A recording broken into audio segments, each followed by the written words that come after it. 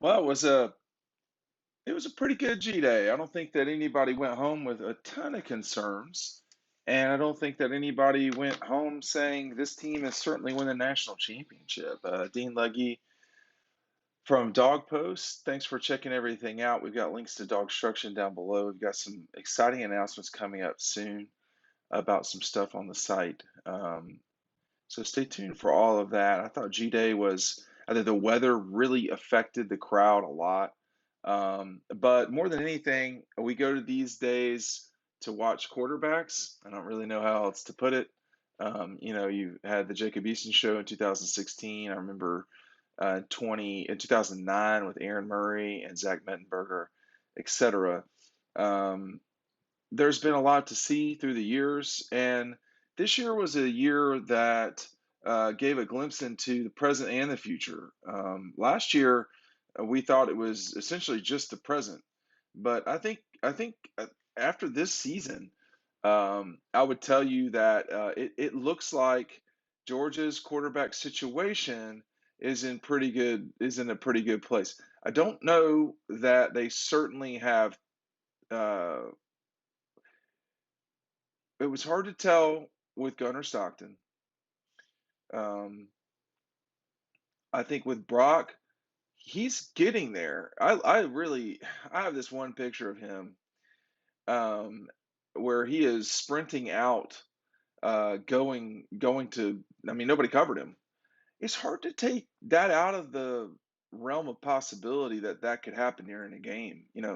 Uh, that he just his legs are such weapons.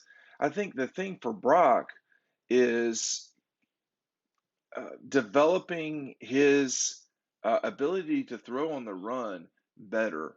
Now, I only saw the game from the field, so that's hard to totally judge a lot of stuff or anything. I'm obviously not a college football coach, and I don't know that aspect of things, but you can see that Vandergrift's trajectory is a solid one moving forward, but that is a part of his game that he's going to have to and continue to get better because if he has the ability to effectively throw on the run, I mean, he could be the best quarterback in college football because you have to really worry about his legs. And that's a real problem.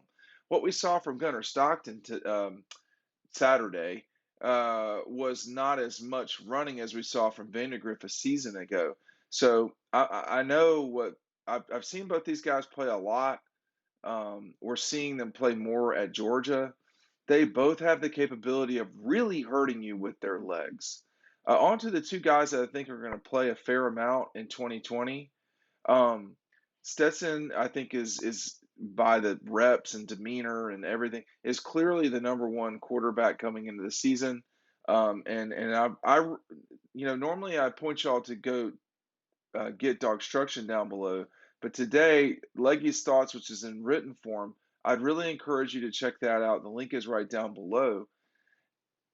Carson had probably, of all the quarterbacks, I think Carson probably had the best day. But it's 7% of spring practice. It's just one indicator of where you're at.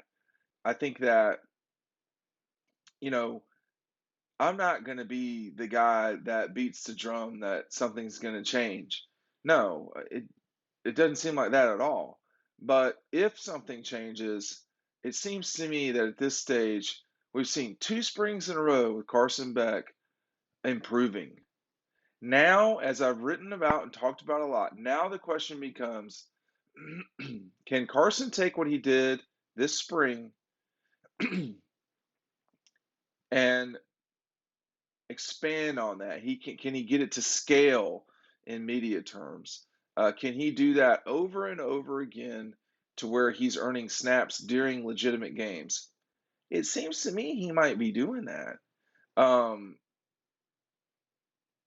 I can talk about Stetson. The Stetson haters, I'm sure, are having a pretty good day after G Day.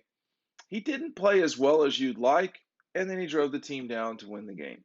So, you know, the interceptions.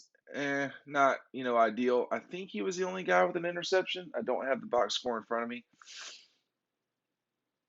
I mean, I don't know why. I get why Stetson's name is the mailman. It really should be the microwave because you could just you can get heated up real quick by that guy. I mean, he can come in and get it done quick. He's not the oven. But I think the person that was the most impressive person the entire day was Arik Gilbert. We've gotten a ruling on the name, for good, I guess. But with Gilbert, you know, it's going to be real problematic for people to deal with Georgia's first three tight ends now. Um, it wasn't spectacular, but a lot of times greatness or the pursuit of greatness is not spectacular. It's doing the little stuff all the time until it adds up. And I thought Gilbert yesterday had a day that was eye-opening, but it's not what he can do completely. I mean, he is still not in the physical condition he'll be in the fall. He has a good 3 months, I would say, something like that. This next 6 weeks is a really important time for every person on that team. Okay. And why? Because you're coming off of a time where you can get back to fundamentals and get better.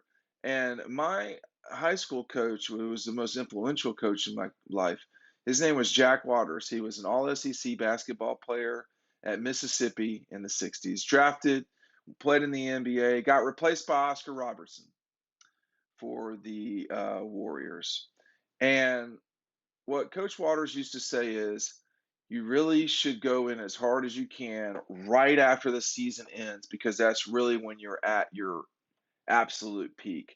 And frankly, in basketball terms, you always use the summer like that was the time to really get better because during the season, and I'm only speaking from a basketball perspective, obviously during the summer, if you're a tennis or a golf, that is your time to get it done. You got to grind it out. But if you're in these sports where your season is in the winter or the fall, the summer is a really important time for growth. And for Arik Gilbert, obviously he had some off the field stuff that he had to deal with. He had to grow, he had to get help.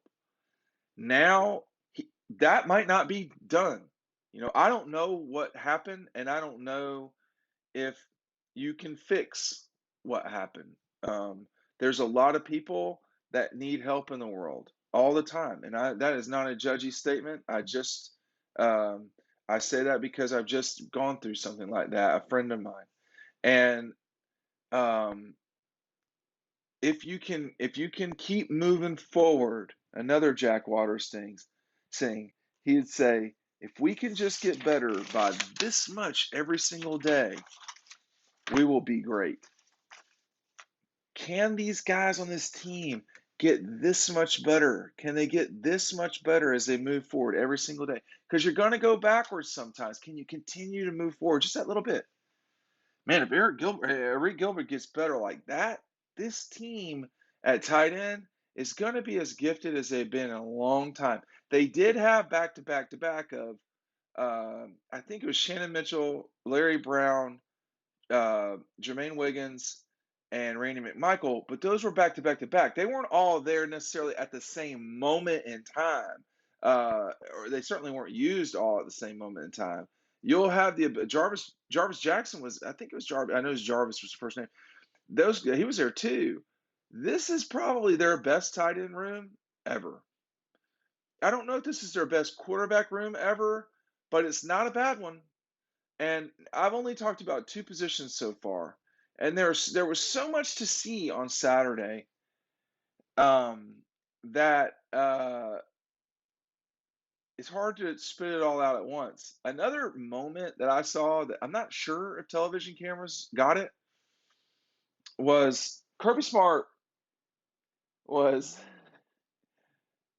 going in pretty hard with one of his defensive backs, Nylon Green. I'm pretty certain it was Green. Uh, and it was one of those moments where you could tell Kirby loves to coach and it drives him crazy at the same time. It's probably not dissimilar to raising children, right? Something like that. And and Green was smiling, and Kirby was screaming at him like that famous picture I have of him and Isaiah Wilson at G Day 18, where Isaiah was just standing there and Kirby's looking up at him screaming. I, I thought it was an awesome moment just because, for all the grief I give Kirby about whatever different stuff, he's extremely passionate about what he does. And that you're passionate doesn't mean you're good. That you're good doesn't mean you're passionate. He's doing both, and Nick Saban has that in common with him. Um, and that's why you've seen those guys be pretty good these last 5 years. Does G Day give us an indication as to if that's going to continue for the Dogs? To me, and you saw it in riding home, I think they can win the national championship with this team. Um, the path is not overly complex in the East. Kentucky will be a team to watch. I'm not just going to dismiss the Gators. Um, Oregon will be a legitimate foe. But Georgia, I think that the thing Kirby got right yesterday in a way that is hard to cheer on more is that these guys are going to have to win in a way that they didn't last year. They're going to have to be cunning. I write about this downstairs in Legge's Thoughts. Make sure you're checking that out. It's a link. If you're on mobile, go to Dog Post later today. You're kicking it around on Easter. Kids are doing the hunt. You don't really want to watch that. Like, you really don't want to watch that, do you? You gotta listen to your mother-in-law, or she's standing there judging you. I think y'all know what I mean.